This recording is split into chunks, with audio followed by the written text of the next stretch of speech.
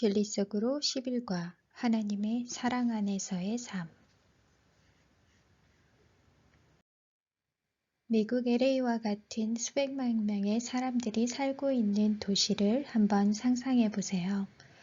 만약 이 도시에 모든 결혼한 부부들이 서로에 대해서 결코 변하지 않는 사랑과 충실함으로 매 순간을 산다면 어떨까요? 모든 사람들이 자신이 가지고 있는 것에 모두 만족하고 다른 사람들의 소유를 욕심내지 않고 신뢰할 만한 사람들이며 모두가 그들의 부모님들을 온전히 사랑하고 존중하며 다른 사람들의 삶과 행복도 자신의 것처럼 소중히 여긴다면 어떨까요?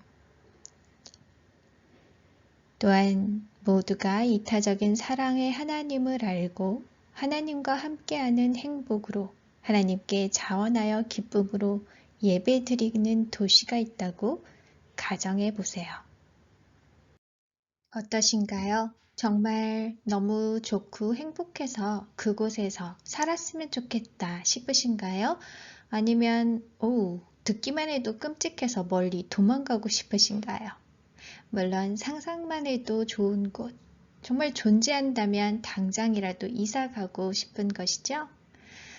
좀 전에 묘사한 이 도시의 모든 삶의 모습은 실제로 하나님의 십계명, 하나님의 율법을 모두 지키는 사람들만 산다면 그런 모습일 것이라는 것이에요.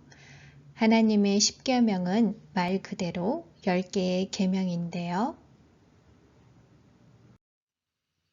출애굽기 20장 3절 7절 너는 나 외에는 다른 신들을 내게 말지니라. 너를 위하여 새긴 우상을 만들지 말고 너는 너의 하나님 여호와의 이름을 망령되이 일컫지 말라. 안식일을 기억하여 거룩히 지키라. 출애굽기 20장 12절 17절 내 부모를 공경하라. 살인하지 말지니라. 간음하지 말지니라. 도적질하지 말지니라. 내 이웃에 대하여 거짓 증거하지 말지니라. 이웃의 소유를 탐내지 말지니라. 처음 4개의 계명은 하나님과 사람 간의 사랑의 관계를 나타내고요. 나머지 6계명은 사람과 사람 간의 사랑의 관계를 보여주는 것입니다. 하나님은 사랑이시기에 하나님의 율법도 사랑일 수밖에 없죠. 하나님의 율법이 사랑이기에 이 율법은 하나님의 품성을 그대로 나타낸 것이고요. 하나님께서는 또한 영원히 변하시지 않으시기에 하나님의 율법도 결코 변할 수가 없는 것이죠. 어떤 사람들은 이 하나님의 율법에 관해서 부정적인 생각을 가지기도 하는데 이는 이 율법의 참 본질을 잘 이해하지 못하기 때문입니다. 율법이라는 단어를 당연스럽게 우리의 자유를 규제하거나 제한하고 우리를 조종하는 것과 같은 것으로 연관시키기 때문인데요. 그러나 실상은 그렇지 않다는 것을 알 수 있습니다. 야고보서 1장 25절에는 자유하게 하는 온전한 율법을 들여다보고 있는 자는 듣고 잊어버리는 자가 아니요 실행하는 자니 이 사람이 그 행하는 일에 복을 받으리라고 말씀합니다.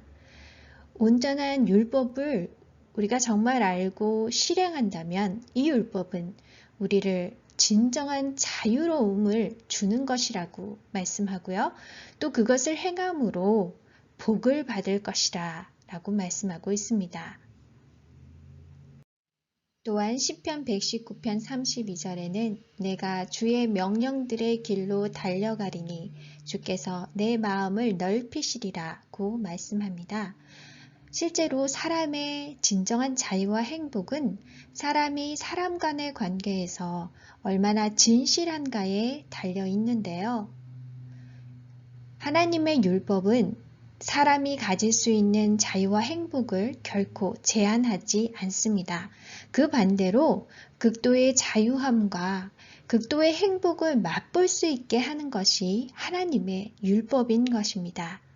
자유와 행복에 대한 인간의 경험을 감소시키는 것이 아니라 오히려 더 큰 자유와 행복을 맛볼 수 있도록 도와주시는 것이 하나님의 율법이라는 것이죠. 정직한 사람, 그래서 모든 사람이 신뢰하는 사람과 거짓말을 하고 부정한 행위를 일삼아서 사람들의 신뢰를 받지 못하는 사람, 이 두 사람 중 행복한 사람은 누구일까요? 서로의 삶에 충실하며 헌신하고 더 깊은 친밀한 관계를 형성하는 부부와 외도를 일삼고 서로에게 불충실한 부부가 있다면 이 두 부부 중 어느 부부가 더 자유로움을 누리는 것일까요? 어떤 부부가 서로를 향한 원망이나 미움, 분노와 같은 감정으로부터 더 자유로울 수 있을까요? 그렇습니다. 오히려 하나님의 율법을 행하는 사람들이 훨씬 자유롭고 기쁨이 넘칠 수밖에 없음을 알 수 있습니다. 그렇기에 하나님의 사랑 안에 사는 삶은 곧 하나님의 율법을 날마다 행하는 삶입니다. 사랑은 이웃에게 악을 행치 아니하나니 그러므로 사랑은 율법의 완성입니다. 그렇기에 하나님의 사랑을 더욱 충만히 경험하는 삶은 우리가 하나님의 율법을 삶 속에서 진정으로 행할 때 가능한 것이죠. 그런데 문제가 하나 있습니다. 우리가 처한 아주 심각한 문제가 하나 있는데요. 로마서 7장 12절, 14절, 15절 이로 보건대 율법도 거룩하며 계명도 거룩하며 의로우며 선하도다. 우리가 율법은 신령한 줄 알거니와 나는 육신에 속하여 죄 아래 팔렸도다. 나의 행하는 것을 내가 알지 못하나니 곧 원하는 이것은 행하지 아니하고 도리어 미워하는 그것을 함이라. 하나님의 율법은 거룩하고 의롭고 선합니다. 하나님의 율법 자체에는 아무런 잘못이 없죠. 문제는 우리에게 있는 것입니다. 우리가 죄 아래에 팔린 상태라고 말씀하고 있는데요. 이 말은 우리 안에 죄가 있어서 사랑의 율법을 행하기보다는 오히려 불법을 행한다는 것입니다.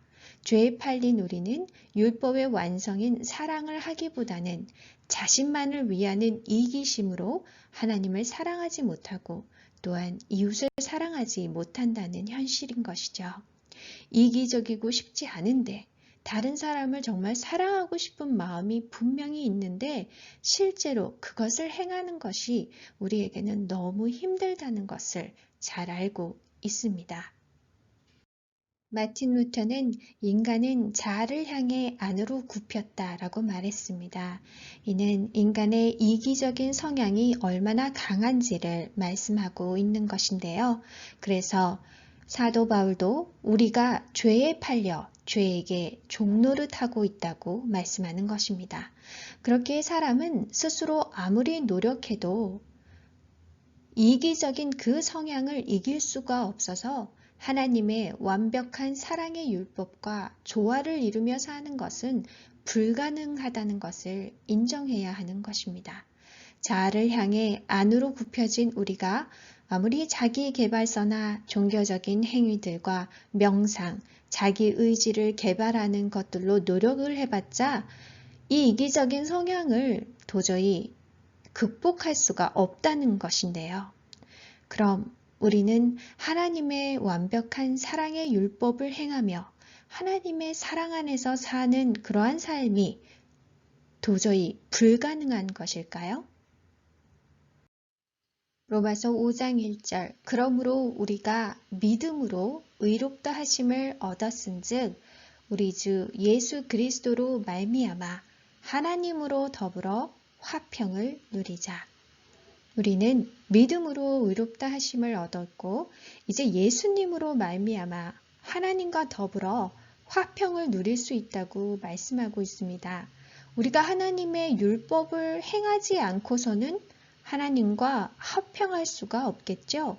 그럼 예수님으로 말미암아 하나님으로 더불어 화평할 수 있다는 말씀은 곧 예수님으로 말미암아 우리가 하나님의 율법도 행할 수 있게 됨을 의미하는 것입니다. 자아를 향해 안으로 굽혀진 우리가 예수님을 통해서 어떻게 사랑의 율법을 행할 수 있게 되는 것일까요? 예레미야 23장 6절 그의 이름은 여호와 우리의 공이라 일컬음을 받으리라. 예레미야 33장 16절 그날에 유다가 구원을 받겠고 예루살렘이 안전히 살 것이며 이 성은 여호와는 우리의 의라는 이름을 얻으리라. 이 두 말씀은 예수 그리스도께서 우리의 의가 되신다는 놀라운 예언적 약속을 말씀하고 있는 것인데요. 예수님께서 어떻게 우리의 의가 되시는지를 신약에서 사도 바울은 이렇게 말씀하셨습니다.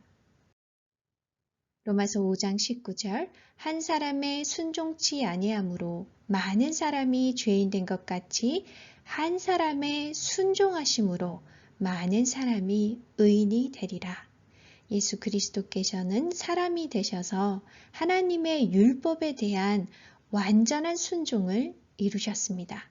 그리고 예수님의 순종하심으로 말미암아 또한 많은 사람이 의인이 되었다고 말씀하십니다. 이것은 예수님께서 순종하심으로 이루신 의가 많은 사람들에게 선물로 은혜로 거저 주어졌음을 말하는 것인데요. 믿음으로 이 선물을 받은 사람들은 예수님의 의가 자신의 의가 되므로 하나님께서 예수님의 의를 가진 이 사람들, 죄인을 의인으로 여기신다는 것입니다. 그리고 동시에 예수님의 의를 가진 자로서 예수님께서 이루신 그 완전한 순종의 삶이 믿은 그 사람에게도 이루어지게 하시는 믿음과 능력을 허락하신다는 사실입니다. 히브리서 8장 10절 또 주께서 가라사대 그날 후에 내가 이스라엘 집으로 세울 언약이 이것이니 내 법을 저희 생각에 두고 저희 마음에 이것을 기록하리라. 나는 저희에게 하나님이 되고 저희는 내게 백성이 되리라. 하나님께서는 이스라엘 백성에게 시내산에서 돌에 새겨진 하나님의 율법을 주셨습니다. 그리고 이스라엘 백성은 이 하나님의 율법을 지킬 것이라고 하나님과 언약을 했었죠. 하지만 곧 그들은 우상을 섬기며 불순종의 길로 나아가 언약을 깨트렸습니다. 이것이 옛 언약, 첫째 언약이었습니다. 그러나 하나님은 이제 우리에게 예수 그리스도를 통하여 새 언약을 주십니다. 그리고 이 새 언약은 돌에 새겨진 율법인 첫째 언약과 다르게 하나님의 율법이 우리의 생각에 그리고 우리의 마음에 기록되는 것인데요. 하나님의 율법이 우리의 생각과 우리의 마음에 기록되었다는 것은 무슨 뜻일까요? 이는 하나님의 율법을 온전히 행하신 예수 그리스도께서 우리의 마음과 생각 속에 거하신다는 것입니다. 사랑의 율법을 주신 하나님께서 우리의 마음과 생각 속에 계시는 것이죠. 로마서 8장 9절 만일 너희 속에 하나님의 영이 거하시면 너희가 육신에 있지 아니하고 영에 있나니 누구든지 그리스도의 영이 없으면 그리스도의 사람이 아니니라. 우리 속에는 하나님의 영이 거하십니다. 십자가에서 우리를 위해 죽으시고 부활하신 예수님은 믿는 자들에게 성령을 선물로 주셨고 성령, 하나님의 영, 이 그리스도의 영이 믿는 사람 속에 영원히 함께하고 계십니다. 우리 속에 거하시는 그리스도의 영은 곧 하나님의 모든 율법을 주신 분이시며 동시에 그 율법을 사람으로 오셔서 온전히 순종하며 행하신 분이시죠. 그렇기에 율법을 주신 그분, 곧 그리스도의 영께서 우리 속에 거하시니 우리의 모든 생각과 마음에 하나님의 율법이 기록된 것이고요. 또한 동시에 그 율법을 온전히 이루신 그리스도의 영이 우리 속에 거하심으로 우리도 하나님의 이 사랑의 율법의 요구를 이룰 수 있게 되는 것입니다. 로마서 8장 4절. 율법이 육신으로 말미암아 연약하여 할 수 없는 그것을 하나님은 하시나니 곧 죄를 인하여 자기 아들을 죄 있는 육신의 모양으로 보내어 육신의 죄를 정하사 육신을 쫓지 않고 그 영을 쫓아 행하는 우리에게 율법의 요구를 이루어지게 하려 하심이니라. 예수님의 십자가 이전에 옛 언약 속에 있었던 이스라엘 백성들은 죄가 거하는 육신 속에서 불순종의 길로 나아갔습니다. 그러나 예수님의 십자가 이후에 살아가는 우리에게는 새로운 언약이 주어졌습니다. 이 새 언약은 온전한 순종을 이루신 예수 그리스도의 영이 우리의 마음과 생각 속에 거하시는 것입니다. 이미 온전한 하나님의 율법을 이루신 그리스도의 영이 우리 안에 거하시는데 우리가 이 사실을 진실로 믿는다면 당연히 하나님의 율법이 우리에게 이루어지지 않을 수 없을 것입니다. 우리가 온전한 자유와 기쁨을 누릴 수 있도록 하나님은 우리에게 하나님의 사랑의 율법을 주셨습니다.